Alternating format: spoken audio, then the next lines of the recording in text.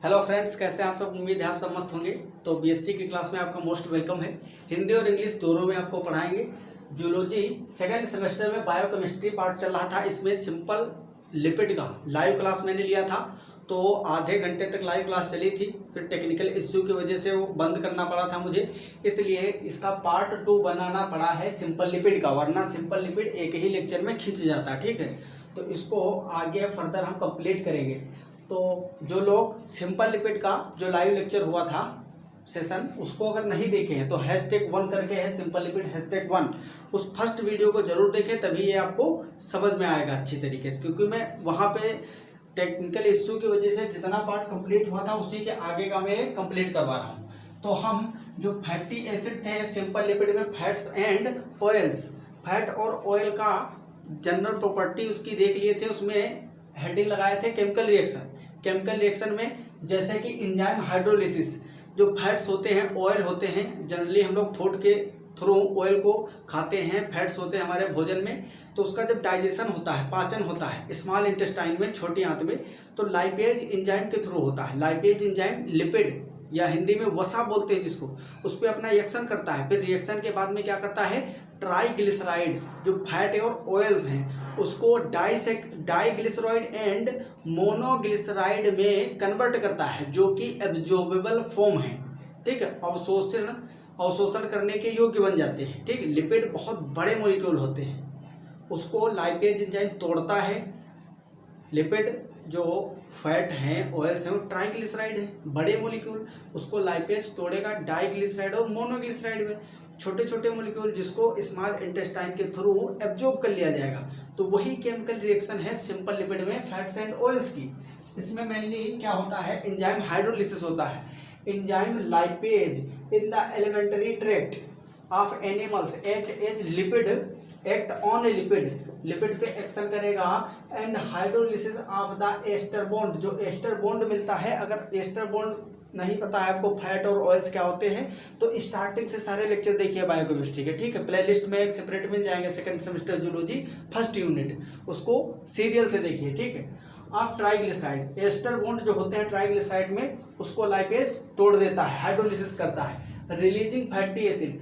जो लिपिड होते हैं फैट और ऑयल्स वो किससे मिलकर बने होते हैं, mainly fatty acid and glycerol. तो उसको जब लाइपेज तोड़ेगा फैट को, तो उसमें क्या निकलेगा, फैटी एसिड और ग्लिसरॉल अलग अलग टूट जाएंगे। This reaction is takes place in 3 steps. अब पहले किस तरह से रिएक्शन होती है इसको समझ लो।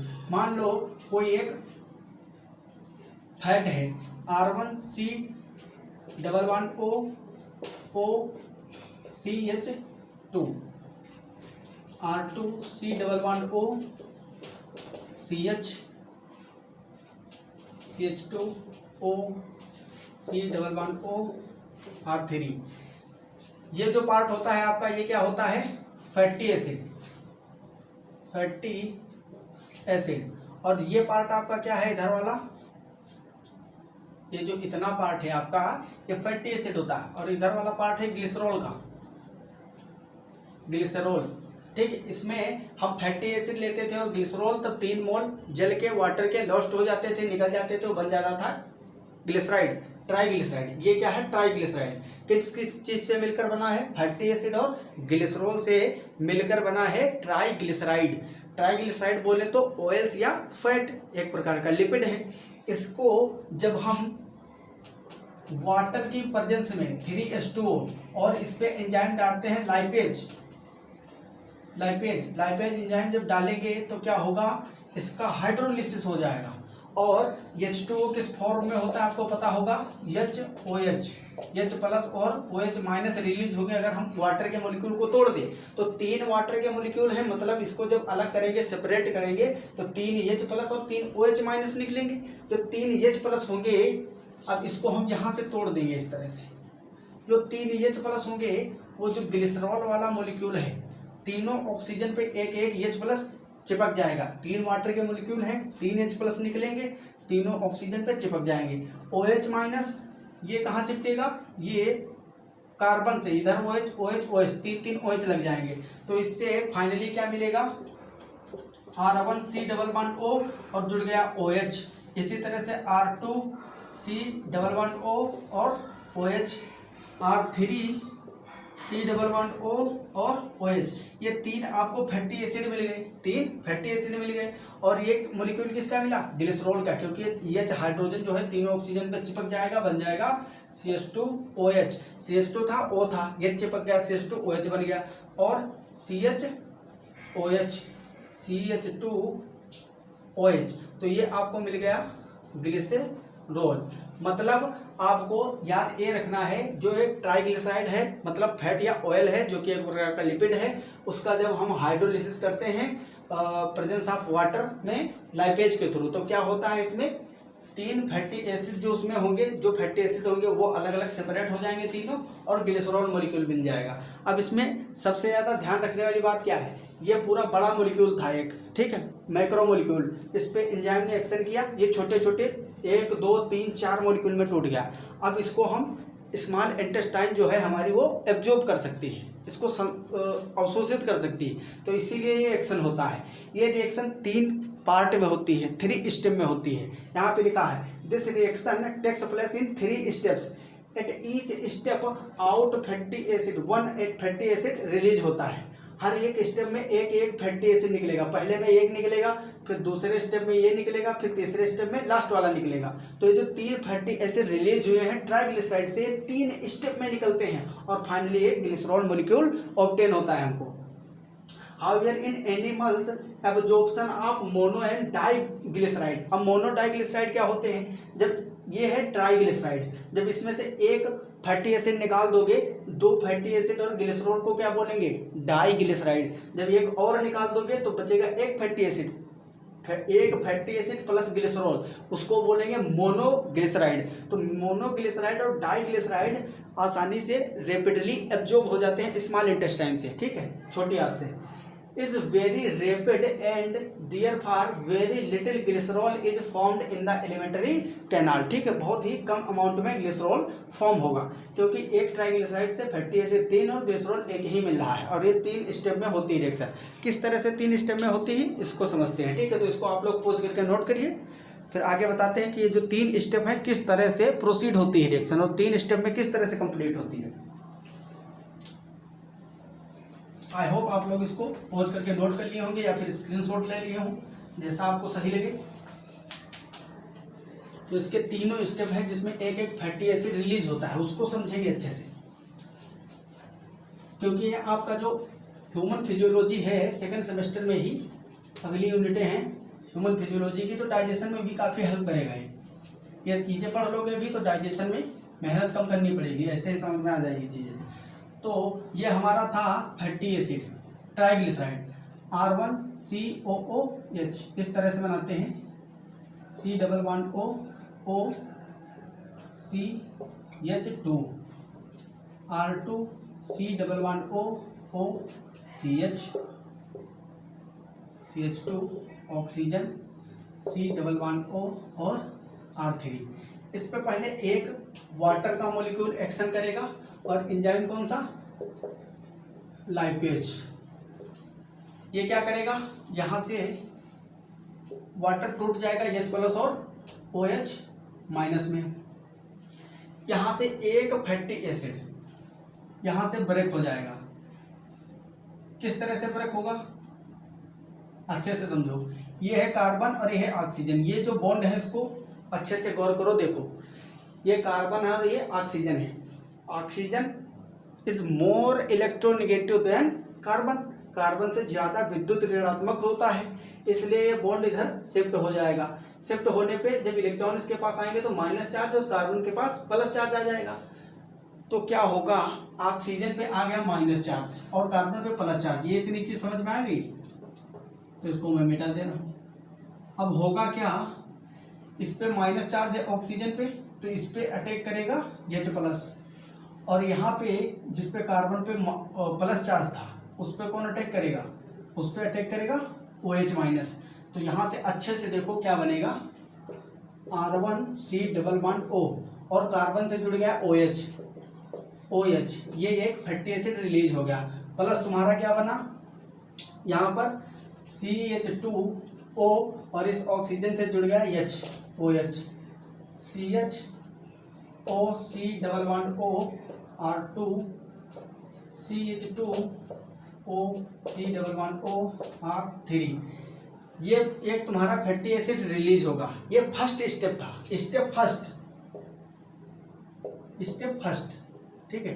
जो फर्स्ट स्टेप है, फर्स्ट स्टेप में एक फैटी एसिड रिलीज हो गया और आपका जो मॉलिक्यूल बचा ट्राइग्लिसराइड से 1 मोल फैटी एसिड निकल गया और बचा जो उसको बोलेंगे डाइग्लिसराइड, ठीक है, इसको बोलेंगे डाइग्लिसराइड। अब सेकंड स्टेप 2 में क्या होगा, फिर से वाटर का 1 मॉलिक्यूल और लाइपेज एक्शन करेगा, यहाँ से टूट जाएगा H+ और OH- में वाटर। फिर से क्या होगा, यहाँ पे ये बॉन्ड ब्रेक नहीं होगा, इस तरह से ये इधर शिफ्ट होगा, ऑक्सीजन पे निगेटिव, इस पे पॉजिटिव। फिर से क्या होगा, यहाँ से एक फैटी एसिड रिलीज होगा, कार्बन पे पॉजिटिव आएगा तो वहाँ चिपकेगा OH- और ऑक्सीजन पे H+ चिपक जाएगा। तो क्या बनेगा, एक फैटी एसिड R2C11O और इससे जुड़ गया OH, ये दूसरा फैटी एसिड रिलीज हो गया और ये जो बचा हुआ पार्ट है ये क्या होगा, CH2OH। अब इस वाले CHO के पास क्या जुड़ गया, H+, तो ये बन जाएगा CHOH और लास्ट में आपका बचेगा CH2OC11O और यहाँ पे क्या बचेगा R3। अब ये दूसरा एक और मॉलिक्यूल फैटी एसिड का रिलीज हो गया। अब जो पार्ट बचा इसको बोलते हैं मोनोग्लिसराइड, ठीक है। ये जो मोनोग्लिसराइड और डाइग्लिसराइड है इसको स्मॉल इंटेस्टाइन के थ्रू एब्जॉर्ब किया जा सकता है। मेनली जो मोनोग्लिसराइड है ये बहुत ही छोटा मॉलिक्यूल है, उन सबसे भी छोटा है, तो इसको अच्छे से हम क्या करते हैं, एब्जॉर्ब कर लेते हैं।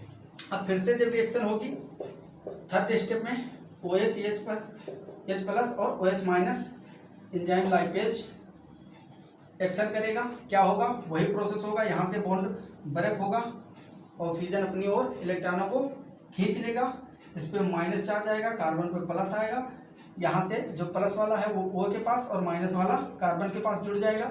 यहाँ से एक R3C11OOH एक फैटी एसिड और रिलीज होगा, प्लस CH2OH CHOH और CH2OH, ये ग्लिसरॉल का मॉलिक्यूल ये रिलीज हो जाएगा। तो फाइनली 3 स्टेप में ये टूटता है।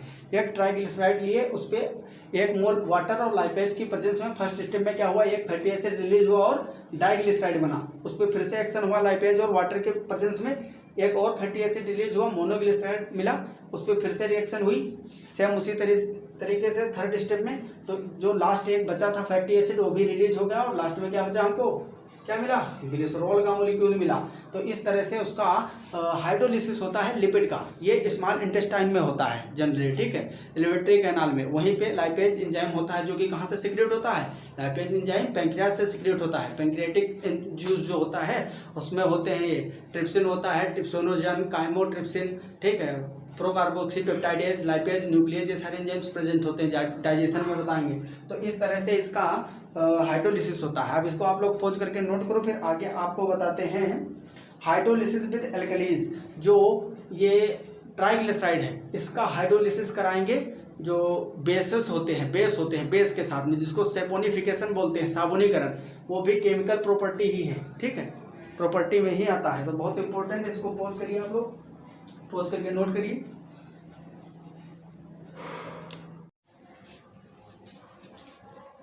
Now will we discuss about in detail the hydrolysis of triglyceride with strong bases. Strong bases like NaOH, sodium hydroxide and KOH, potassium hydroxide, ये क्या होते हैं, स्ट्रॉन्ग बेस होते हैं। आप लोग पढ़े होंगे इससे पहले केमिस्ट्री में, इनऑर्गेनिक में, ठीक है। ये स्ट्रॉन्ग बेस है और इनको हम प्राकृतिक बेस भी कह सकते हैं, प्राकृतिक खनिज होते हैं, ठीक है, प्रकृति में पाए जाते हैं, नेचुरल बोल सकते हैं। तो जो हाइड्रोलिसिस होता है ट्राइग्लिसराइड का स्ट्रॉन्ग बेस के साथ, उसको हम बोलते हैं सेपोनिफिकेशन या साबुनीकरण, जो कि आप हाई स्कूल में और 12th में पढ़े हैं। तो इसका प्रोसेस भी समझाएंगे, पहले इसका नोट्स आप बना लीजिए, ठीक है, क्योंकि नोट्स बहुत जरूरी है आपके लिए। बाकी मैं टेलीग्राम पे भी प्रोवाइड कर दूंगा। और the hydrolysis of triglyceride with strong basis like NaOH and KOH is term as saponification. जब हम ट्राइग्लिसराइड का स्ट्रॉन्ग बेस के साथ हाइड्रोलिसिस करवाते हैं उसको बोलते हैं साबुनीकरण या saponification. When the hydrolysis is completed, जब हाइड्रोलिसिस कंप्लीट होगा बेस के साथ में ट्राइग्लिसराइड का, तो उससे क्या मिलेगा, एक ग्लिसरॉल वही अलग हो जाएगा और साल्ट्स ऑफ फैटी एसिड्स, जिसको हम साबुन बोलते हैं, सोप, साबुन जो हम यूज करते हैं रोज, क्या होता है, मेनली फैटी एसिड के साल्ट होते हैं, are formed. This reaction used for commercial manufacturing of soap. साबुन का जो कमर्शियल मैन्युफैक्चरिंग है वो इसी रिएक्शन के थ्रू होता है। Ordinary soaps are salts of sodium and potassium. Generally जो हम साबुन यूज करते हैं सोडियम और पोटेशियम के साल्ट होते हैं, जो कि ट्राइग्लिसराइड की रिएक्शन सोडियम हाइड्रोक्साइड और पोटेशियम हाइड्रोक्साइड कराने पे आपको सोडियम और पोटेशियम के साल्ट प्राप्त होंगे, तो वो साबुन होती है। जो सॉफ्ट साबुन होती है, सॉफ्ट सोप, वो जनरली सोडियम हाइड्रोक्साइड से जब हम करवाएंगे, सोडियम के जो साल्ट होते हैं वो सॉफ्ट होते हैं, ठीक है, बहुत ज़्यादा सॉफ्ट है। And are water soluble, water में सोल्यूबल होते हैं, वो तो आपको पता ही है। The term soap is also applied to salts of other metals like calcium, barium, aluminium and magnesium, लेकिन कम करार इसके साबुन होती है, ठीक है। तो इसका किस तरह से सेपोनिफिकेशन होता है, साबुनीकरण, ये बहुत इंपॉर्टेंट है प्रोसेस। मान लो कोई हमारे पास उसी तरह से R1C double bond O CH2 R2C double bond O CH और CH2 C double bond O R3, इस तरह से हमारे पास था ट्राइग्लिसराइड, ये था ट्राइग्लिसराइड। और इसके रिएक्शन हम किससे कराएंगे, स्ट्रॉन्ग बेस से। स्ट्रॉन्ग बेस जैसे कि मान लो हम NaOH से करवाएं, तो इस तरह से मैं लिख रहा हूँ NaOH को। फिर वही देखो यहाँ पे जब इस बॉन्ड ब्रेक होगा ये, तो सोडियम मेटल है, मतलब इस पर पॉजिटिव चार्ज आएगा और OH पे नेगेटिव आएगा, OH माइनस और सोडियम प्लस बन गया। अब यहाँ क्या होने वाला है, अच्छे से समझो। यहाँ पे 3 फैटी एसिड हैं, तो हम 3 NaOH लेते हैं, सोडियम हाइड्रोक्साइड के 3 मोल लेंगे। अब 3 Na प्लस हैं और 3 OH माइनस हैं। यहाँ से ये वाला बॉन्ड ब्रेक होगा, पहले कहाँ ये वाला बॉन्ड ब्रेक होता था, अब ये वाला बॉन्ड ब्रेक हुआ। ब्रेक किस तरह से होगा, जितने भी ऑक्सीजन है कार्बन से बॉन्ड को इस तरह से अपनी ओर इलेक्ट्रॉन को शिफ्ट करेंगे, और ऑक्सीजन पे क्या आ जाएगा, माइनस माइनस चार्ज, और कार्बन पे पॉजिटिव पॉजिटिव। तो कार्बन पे पॉजिटिव है तो उससे जुड़ेगा निगेटिव वाला पार्ट OH, और ऑक्सीजन पे पॉजिटिव चार्ज है तो इससे सोडियम जुड़ जाएंगे। और रिएक्शन ये भी 3 स्टेप में ही होती है। जिस तरह से लाइपेज एक्शन करता है, फैटी एसिड रिलीज होते हैं, ग्लिसरॉल मिलता है, इससे पहले आप देखो सेम वही 3 स्टेप यहाँ हो गए, बस ग्लिसरॉल की जगह पे यहाँ क्या है, सॉरी लाइपेज और वाटर की जगह पे यहाँ पे क्या है, सोडियम हाइड्रोक्साइड या पोटेशियम हाइड्रोक्साइड। तो आप इसका जब रिएक्शन कराएंगे तो R1C डबल बॉन्ड O और इससे क्या जुड़ जाएगा, ऑक्सीजन से, निगेटिव चार्ज से सोडियम जुड़ेगा, R2 plus R2C double bond O Na R3C double bond O Na।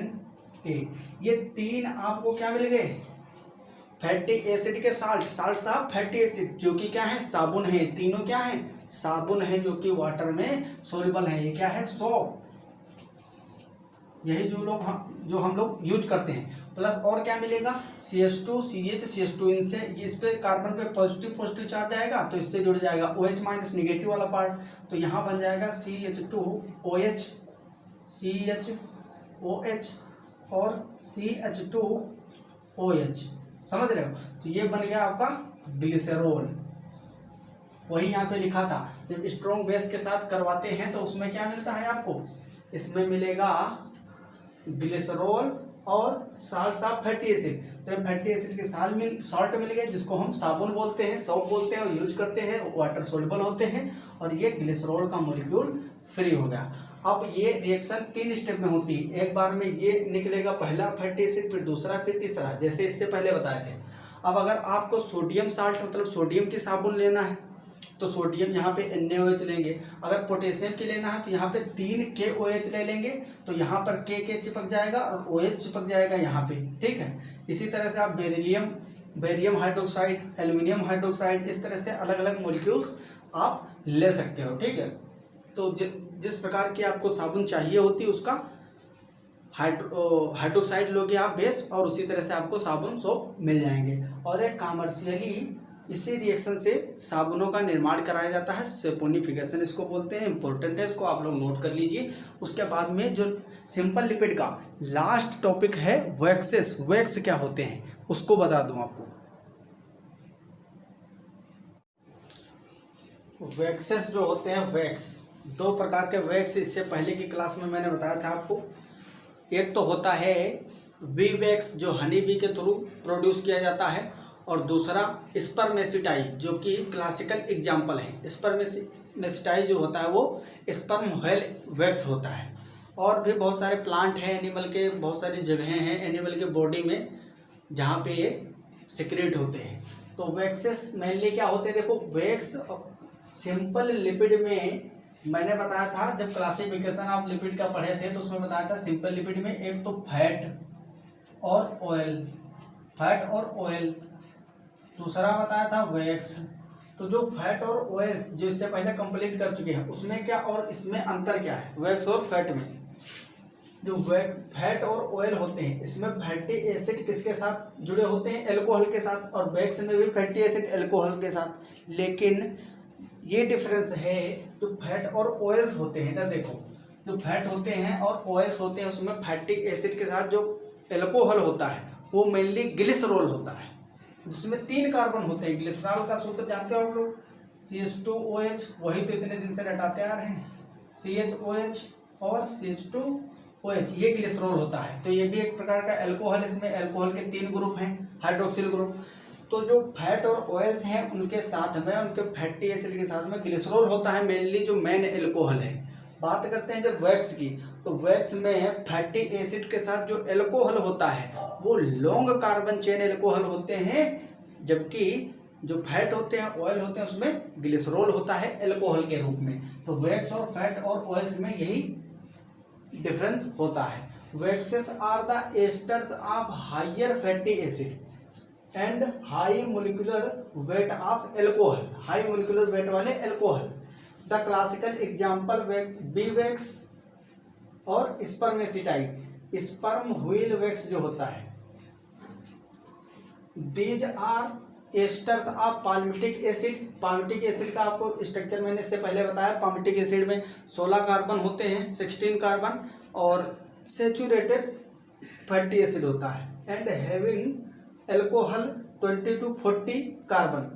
मतलब जो वैक्स हैं इसमें फैटी एसिड तो वही होंगे जो फैट और ऑयल्स में थे, लेकिन जो एल्कोहल होता है वहाँ पे एल्कोहल फैट ऑयल में ग्लिसरॉल था जिसमें 3 कार्बन होते हैं, और यहाँ alcohol 20 to 40 carbon long chain वाले हो सकते हैं।